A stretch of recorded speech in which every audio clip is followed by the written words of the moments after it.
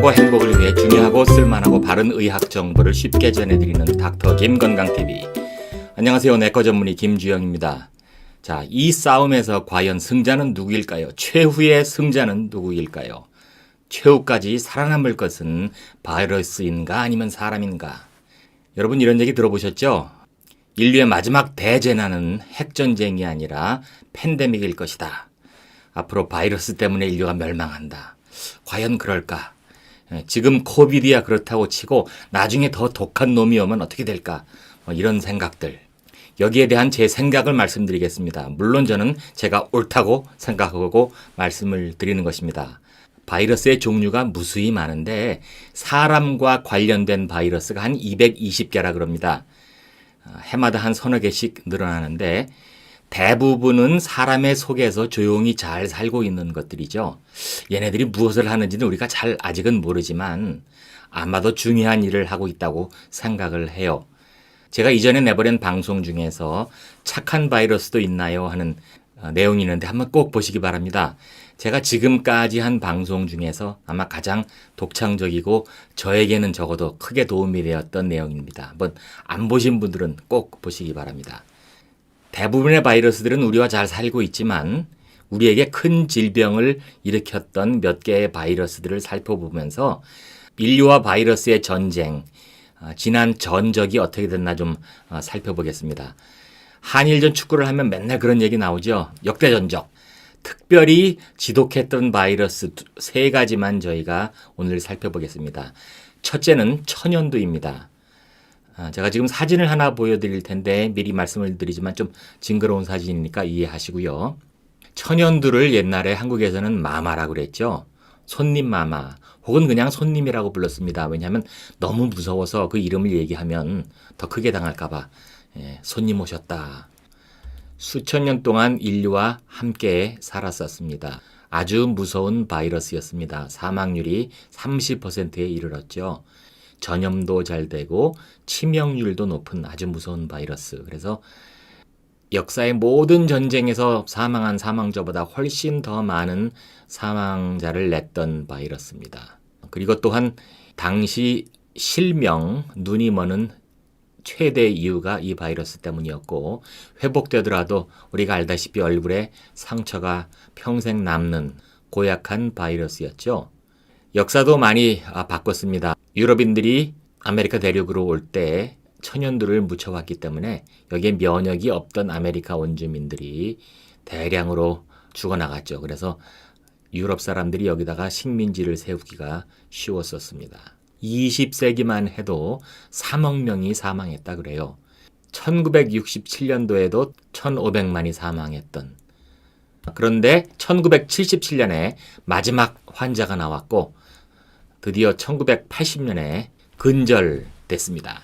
우리 초등학교 때 제너, 종두법, 그 다음에 한국의 지석영 선생 다 배우셨죠? 백신이 나와서 이 바이러스는 멸종됐습니다. 그래서 이것은 인간이 1승, 아주 무서운 바이러스였지만은 우리가 이겼죠. 자, 두 번째 바이러스는 소아마비. 제 세대에도 조금 있었는데 제 이전 세대는 아주 심했고요.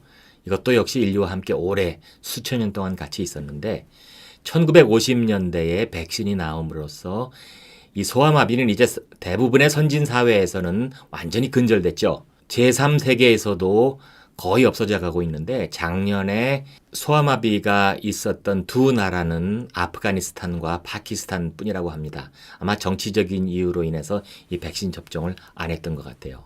한번 이 그래프를 보시면 이것은 연도별 세계의 소아마비 발병률입니다.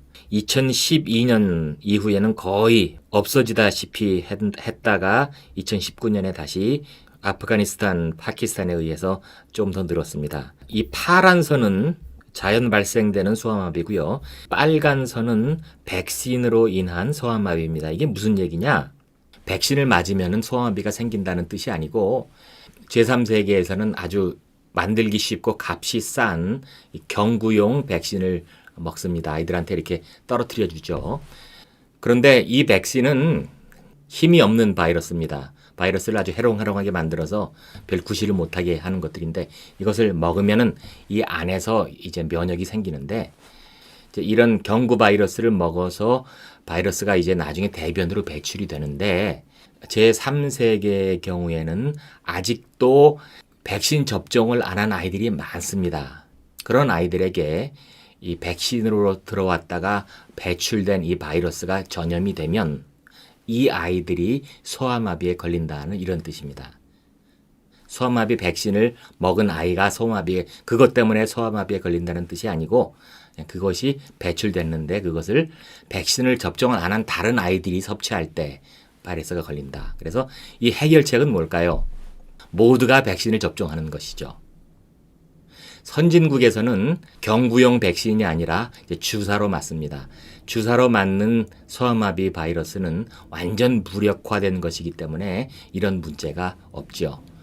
이런 나라들도 이제는 선진국처럼 이런 주사로 맞는 백신을 사용하기 시작하고 모든 사람들이 백신을 접종을 하면은 걸리지 않을 수 있습니다.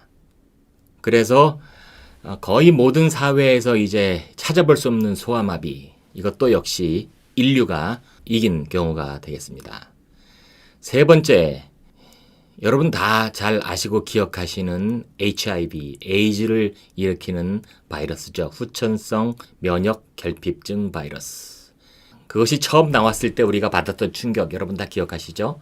저도 의과대학 다닐 때 첫 에이즈 환자, 입원 환자를 봤던 기억이 지금도 생생합니다. 이 HIV는 아직 끝나지 않은 팬데믹이죠. 이 표를 보시면 지금까지 누적 환자가 8천만 명입니다. 그리고 3,500만 명이 사망했습니다. 1980년대 이후에요. 그런데 아직도 2019년 현재 감염되어 있는 사람이 3,800만 명이나 됩니다. 그리고 2019년에 새로 감염되는 사람이 170만 명, 2019년에 에이즈로 인해서 사망하는 사람이 70만 명. 아직도 퍼지고 있습니다. 이 바이러스가. 그러나 중요한 사실. 여러분 이 사람 아시죠? 매직 존슨. 이 사람이 자기가 HIV에 감염됐다고 광고를 한 것이 1991년. 그때만 해도 HIV에 감염되면 결국 에이즈로 사망할 것이다 라고 생각하던, 몇 년 내로 사망할 것이라고 생각하던 때였습니다. 그런데 이 사람이 이렇게 나와서 굉장히 우리 모두가 슬퍼했는데 지금 이 사람 어떻게 됐죠? 네, 살아있습니다. 아주 잘 살아있죠. 왜 살아있습니까? 약 때문에 살아있습니다. 항바이러스제, HIV를 치료하는 항바이러스제들이 이후에 많이 개발이 됐죠. 이 그래프를 보시면 이것이 미국의 HIV 에이즈의 파란 것이 사망자 숫자인데 점점 올라가다가 어느 순간에 팍 꺾였죠. 이것이 1995년이었습니다. 이때 굉장히 급격히 줄어들었는데 이때 무슨 일이 있었는가 하면 항바이러스제들, HIV를 다스리는 약들이 많이 개발이 되어서 이것들을 몇 가지를 칵테일로 복용을 하면은 이 바이러스들을 제어하고 조절하여 살 수가 있습니다. 바이러스를 퇴치하는 약은 아니지만 계속 이 약들을 먹으면 정상적인 생활을 영위할 수 있죠. 그래서 사망자가 계속 줄어들고 있고 감염됐지만 생존하는 사람들 점점 늘어나고 있다. 세계적으로도 봐도 2005년도부터 급격하게 사망자들이 줄어들었죠. 미국에서는 1995년이었고 세계적으로는 2005년. 아마 개발된 신약들이 아프리카나 이런 가난한 나라들까지 가는데 한 10년 정도 걸린 것 같습니다. 그래서 사망자는 점점 줄어들고 있고 더 이상 HIV는 치명적인 질병이 아닙니다. 물론 이것을 퇴치하는 약은 없고요. 백신도 아직 나오지 않았습니다. 이 바이러스의 특성상 백신을 만들기가 무척 힘들죠. 그러나 아까 말씀드린 이 칵테일 약을 계속 꾸준히 복용을 하면은 이 바이러스들의 행동을 저지시켜서 거의 정상적인 삶을 살 수 있다. 그래서 HIV도 비록 계속되는 질병이기는 하지만 인류가 현재 스코어 이기고 있다. 이렇게 말씀드릴 수가 있겠어요. 천연두와 소아마비의 경우는 수천 년 동안 같이 있었는데 막판에 와서 이제 우리가 형세를 뒤집은 것이죠. 왜 그런가 하면 바이러스에 대해서 사람이 알기 시작한 게 얼마 되지 않습니다. 바이러스의 존재를 본격적으로 알기 시작한 것은 20세기의 일이죠. 그리고 전자현미경으로 그것이 어떻게 생겼는지 들여다보기 시작한 것이 20세기 중반부터의 일입니다. 그동안 지식이 발달했기 때문에 이제 이런 일들을 이룰 수가 있었고, HIV의 경우는 이것이 의료계의 레이더에 뜬 것이 1980년대였는데 1995년도에 벌써 이것을 다스리는 효과적인 약들이 개발돼서 인류가 이것을 치료를 하고 있다. 그러니까 우리 인류에서 3가지 지독한 바이러스 다 모두 사람이 이겼습니다. 이런 바이러스들은 그렇다고 치고 호흡기 바이러스인 우리 이 SARS, 코비드 이런 것들은 어떨까요? 호흡기 바이러스 중에 인류를 아주 크게 괴롭혔던 바이러스가 우리가 잘 아는 대로 인플루엔자죠. 독감 바이러스. 제가 제2회에 100년 전에 있었던 스페니시 플루 팬데믹에 대해서 아주 중요한 역사적인 사실들을 이야기한 것이 있는데 아직도 안 보신 분들은 꼭 한번 보시기 바랍니다. 이 호흡기 바이러스는 무작위로 퍼지죠. 에이즈 같은 것은 매우 특정한 어떤 행동으로서만 퍼지죠. 성관계를 하든지 혹은 또 혈액으로 감염되는데 호흡기 바이러스는 너무 쉽게 무작위로 다 퍼질 수 있으니까 한 1년 내에 5천만 명이 사망하는, 그리고 미국에서만도 67만 5천 명이 사망을 했습니다. 그때는 플루라고 하는 것이 정말 바이러스인지 세균인지도 헷갈리던 시대였어요. 나중에 와서야 이것이 인플루엔자 바이러스라는 것을 알게 됐고 100년 전에 스페니시 플루를 일으켰던 인플루엔자 지놈을 확실하게 알게 된 것은 2006년의 일입니다. 굉장히 오랜 시간이 걸렸죠. 그러나 이번 SARS-CoV-2 지금의 코로나 바이러스의 경우에 첫 환자가 발병한 지 한 달도 안 돼서 중국의 과학자들이 이 바이러스가 어떤 것인지 완전히 규명하고 그 유전자 지도를 완전히 밝혀냈죠. 그래서 그것을 진단할 수 있는 검사도 나오고, 왜냐하면 유전자를 알아야 그 PCR 검사를 할 수가 있거든요. 그래서 그런 검사들도 많이 개발이 되고 이제 백신도 나오려고 그러고 이제 그러고 있습니다. 그래서 이전에는 모르고 당했지만은 지금은 우리가 알고 당하는 거기 때문에 오히려 낫죠. 모르는 적보다는 아는 적이 쉽습니다. 우리가 바이러스에 대해서 참 많이 알고 있습니다. 바이러스가 무서운 것이 이제 눈에 안 보이고 숫자가 많아서 어디서 오는지 모르기 때문에 우리가 무섭다고 생각을 하는데, 비록 눈에 안 보이지만 우리가 그 바이러스에 대해서 아주 속속들이 알고 있어요. 이 코로나 바이러스가 얼마나 작으냐? 여러분이 볼펜으로 점을 하나 딱 찍어 놓으시면 그 점의 한 수천 분의 1 정도 되는 그런 작은 바이러스 안에 무엇이 들어있는지, 그 안에 어떤 물질들이 들어가 있는지를 훤히 다 우리가 알고 있습니다. 그래서 검사도 하고 백신도 만들고 그러죠. 바이러스는 숫자 외에는 아무런 무기가 없죠. 전에 보여드린 대로 껍질 안에 유전자 하나만 달랑 들어있는, 아무것도 없는, 그리고 그들이 하는 행동은 아주 단순하죠. 그냥 숙주한테 가서 자기 자신을 복사하는 것밖에 없습니다. 그러나 사람은 두뇌를 가지고 있죠. 지혜, 지식, 그리고 지금까지 쌓아왔던 모든 지식과 경험들을 통해서 더 새로운 것들을 알고 있기 때문에 이 싸움에서도 역시 사람이 유리합니다. 지금까지 바이러스와의 싸움은 전염병이 생기면 거기에서 대응을 하는 그런 식으로 흘러왔죠. 그러나 앞으로 바이러스와의 싸움은 이 대응 수준이 아니라 예보하고 예측하는 수준이 될 것이다. 이렇게 생각을 하고 있습니다. 제가 얼마 전에 추천해드린 책이 하나 있습니다. 네이턴 울프라고 하는 바이러스 학자가 쓴 바이러스 폭풍의 시대. 제가 이것을 읽을 것이라고 말씀드렸는데 과연 그 이후에 제가 오디오북으로 2번을 들었습니다. 아주 재밌는 책이에요. 흥미진진하고 바이러스의 역사에 대해서, 이를테면 뭐 HIV가 어떻게 사람한테 들어왔는지, 그리고 어떻게 동물들에 있는 바이러스가 사람에게 넘어오는지, 사람에게 관련된 바이러스가 220개라 그랬는데 그중에 3분의 2가 다른 동물에게 있는 것들이죠. 그리고 사람에게만 있는 것으로 생각되는 것들도 다른 동물에게서 온 것들입니다. 이런 이야기들, 재밌는 이야기들이 이 책에 나와 있는데, 이 책에서 하는 이야기는 마치 일기예보를 하듯이 이제 앞으로 전염병도 예보하는 시대가 올 것이다. 일기예보를 하려면은 전 세계 곳곳에 측후소가 있어야 되죠.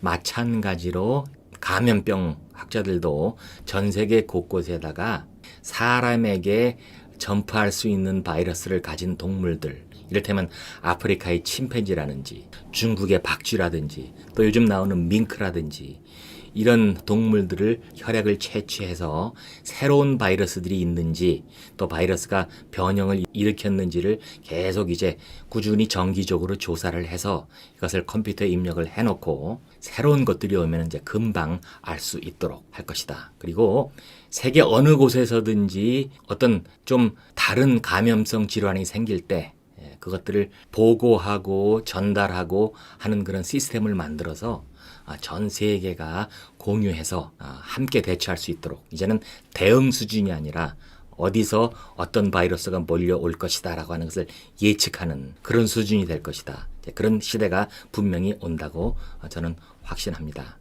지금 코로나 바이러스가 사실 위험한 것 같지만 실제로 정말 위험한 호흡기 바이러스는 여전히 인플루엔자 A, 독감 바이러스입니다. 모든 인플루엔자 A 바이러스는 다 조류에서 왔습니다. 새들에게서, 철새들, 날아다니는 새들에게서, 와일드 버드에게서 왔는데 전에 말씀드린 대로 인플루엔자 바이러스는 변이를 빨리빨리 하기 때문에 변화무쌍한 그런 모습을 드러내고 있기 때문에 위험한데 특별히 H5N1이라고 하는 조류 바이러스인데 사람이 이것에 감염되면 사망률이 60%예요. 아주 무섭죠? 다행히 이것이 사람이 조류에서 감염이 될 수는 있지만 사람이 사람에게는 아직 퍼지지 않고 있습니다. 그런데 이 바이러스가 만약에 변이를 일으켜서 사람이 사람에게 퍼질 수 있도록 된다면 굉장히 무서운 얘기죠. 이거 참 큰일 났다. 이게 앞으로 어떻게 될 것이냐. 그러나 우리 인류는 그 축적된 지식과 경험을 바탕으로 이미 이것을 모니터하고 있죠. 그래서 바이러스와 인간의 싸움에서 누가 이길 것이냐. 분명히 사람이 이기죠. 물론 바이러스도 살아남을 것이고 사람도 살아남을 것입니다. 그러나 그 와중에 사람은 바이러스를 제어하고 거기에 대응하는 법을 배우게 될 것입니다. 그러나 문제는 이 승부의 결과보다도 그 게임의 내용이죠. 여러분 그런 얘기 많이 들으셨죠? 승부에서는 졌지만 뭐 게임의 내용에서는 이겼다. 아니면 그 반대로. 결국 인류가 살아남더라도 많은 사람들을 희생을 시켜야 한다면 이것은 게임의 내용 면에서 진 것이죠. 제가 100년 전 독감 예를 들었지만 그때는 정말 많이 죽었습니다. 그때는 사람들이 정말 무식하게 행동했어요. 미국 대통령으로부터 시작해서 미국 정부 전체가 군인들을 전쟁에 보내면서 사람들 모여가지고 서로 북적거리면서 아주 많이 퍼뜨렸습니다. 그래서 미국에서 67만 5천 명이 죽었어요. 그때는 몰라서 그랬다고 치고 지금은 다 아는데도 사람들이 섞여서 올 테면 와라 하고 하면 지난 회에 말씀드린 대로 100만 명, 200만 명 사망하게 되죠. 100년 전과 조금도 다른 것이 없습니다. 그래서 더 중요한 질문은 바이러스와 인류의 싸움에서 누가 이길 것이냐가 아니고 사람이 과연 여기서 어떻게 행동할 것이냐 하는 것입니다. 한번 HIV의 예를 들어보겠습니다. HIV에 대해서 우리가 알만한 것은 다 알고 있어요. 이 바이러스. 그리고 어떻게 전염되는지도 알고 약도 있고. 그런데 아직도 새 환자가 생기고 있습니다. 이것은 그냥 무작위로 퍼져나가는 것도 아니고 매우 특정한 행동을 해야 성관계라든지 아니면 주사바늘로 이렇게 서로 공유한다든지 이렇게 해야 퍼지는 것인데도 사람이 그 행동을 고치지를 못하고 있어요. 성관계로 전염될 때도 한 번의 성관계로 전염될 확률은 거의 없습니다. 여러 번의 누적이 되고 문란한 성관계 이런 것들. 콘돔이라도 쓰면 되는데 죽어도 안 쓰겠다는 사람들 때문에 자기도 감염될 뿐만 아니라 자기 아내와 아이들 감염시키고 그리고 코비드 이것에 있어서도 내가 건강하기 때문에 나 빨리 감염돼서 항체 생겨서 나는 내 멋대로 살고 싶다. 이런 자유를 부르짖지만 내가 감염돼서 다른 사람을 감염시켜서 혹시 그 사람이 또 다른 사람을 사망에 이르게 하든지 아니면 오랫동안 고통을 당하게 하든지 이제 이런 일들이 있으면 안 되죠. 그래서 자기 자신이 주의를 해야 하죠. 그리고 여러분이 만약에 감염이 돼도 별 증상 없이 잘 회복됐다고 하면 다른 사람들이, 주위에 있는 다른 사람들이 그만큼 조심했기 때문일 수가 있어요. 제가 지난 회에서 바이럴 로드에 대해서 말씀을 드렸듯이. 중요한 질문은 인류와 바이러스 전쟁에 있어서 누가 이길 것이냐가 아닙니다. 인류가 살아남고 바이러스를 제어하게 되어 있습니다. 정말로 중요한 것은 사람이 어떻게 행동하느냐, 특별히 다른 사람들과의 사이에서 어떻게 책임 있는 행동을 하느냐가 중요하죠. 기술과 문명, 지식뿐만이 아니고 사람이 정말 사람다울 수 있는 것은 자신의 행동이 다른 사람들을 배려하고 전체를 위해서 조심하는 것, 이것이라고 생각합니다. 자, 오늘도 긴 시간 감사합니다. 다음 시간에 다시 뵙겠습니다. 안녕히 계십시오.